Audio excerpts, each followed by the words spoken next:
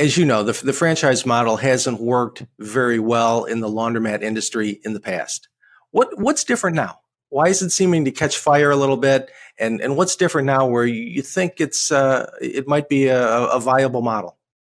I think it's because of the growth of technology, Bob. When you really think about the technology, especially for someone like you and I have been around, and when we first started introducing electronic controls, people said, "Oh, I don't know about electronic controls." Then, aftermarket cashless payment systems came in, people were like, "Oh, I don't think that's ever going to catch on." And so you look at technology, and it's kind of pushing everything along with the management tools.